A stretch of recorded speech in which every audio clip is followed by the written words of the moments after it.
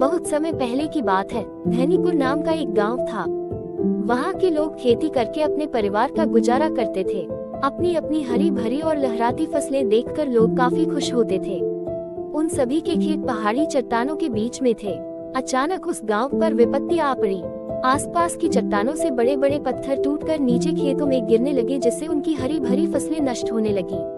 कुछ ही दिनों में उनकी सारी फसल नष्ट हो गई, जिसे देखकर गांव के सभी लोग बहुत ज्यादा दुखी थे। उन्होंने इस समस्या को हल करने के लिए काफी प्रयास किया, लेकिन सब बेकार रहा।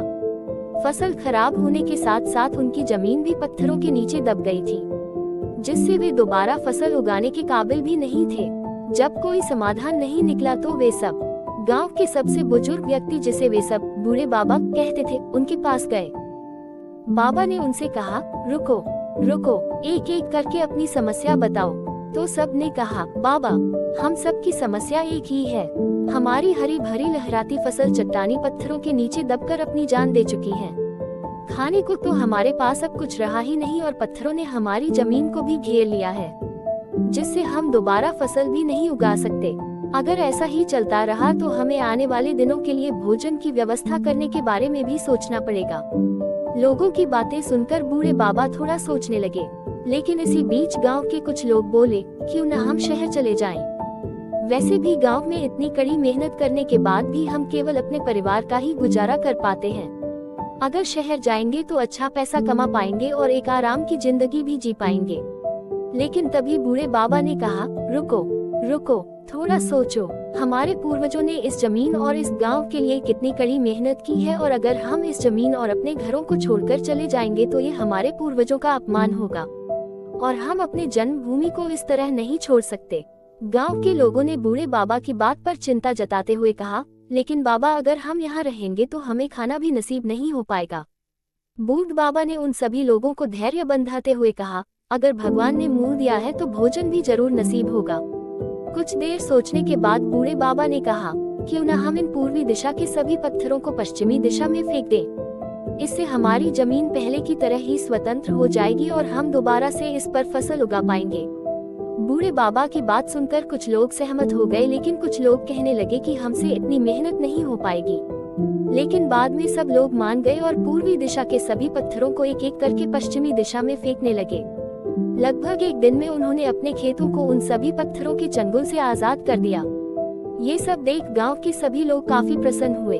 पूर्वी खेत ब्राह्मणों के थे और पश्चिमी जमीन पर शूद्र अपनी फसल उगाते थे। जब शूद्रों को पता चला कि उनकी जमीन पर ब्राह्मणों ने बड़े बड़े पत्थरों को फेंक दिया है तो वो अत्यंत क्रोधित हुए और तुरंत ब्राह्मणों के पास जा पहुँचे। उन्होंने कहा, क्या तुमने इन सभी बड़े बड़े पत्थरों को हमारे खेतों में फेंका है? तुमने अपना उल्लू तो सीधा कर लिया, लेकिन हमारी फसल का क्या?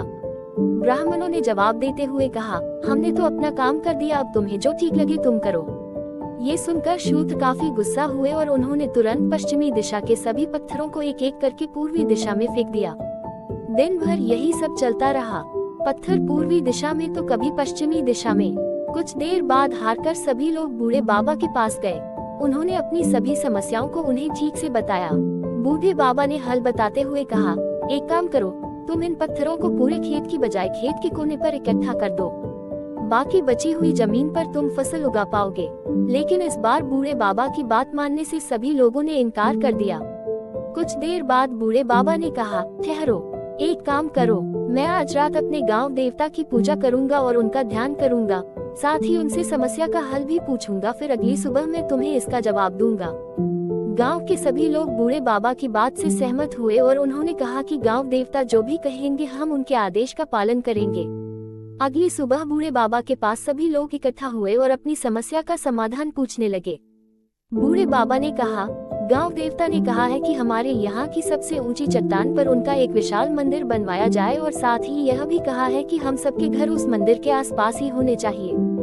गांव के सभी लोग इस बात से सहमत हुए और मंदिर बनवाने का काम शुरू दिए। सभी लोगों ने मिलजुल कर एक एक पत्थर को ऊपर चट्टान पर ले जाना शुरू कर दिया। भारी पत्थरों को तोड़ लिया गया और छोटे छोटे पत्थरों में बदलकर उन्हें घर बनाने में इस्तेमाल कर लिया। कुछ ही दिनों में एक विशाल मंदिर और उसके आसपास घर भी बनकर तैयार हो गए। ये देखकर गांव के सभी लोग काफी खुश हुए। अब ब्राह्मण और शूद्र दोनों के खेतों से पत्थरों का नामो निशान भी मिट चुका था। क्योंकि सारे पत्थर मंदिर और घर बनाने में इस्तेमाल हो चुके थे।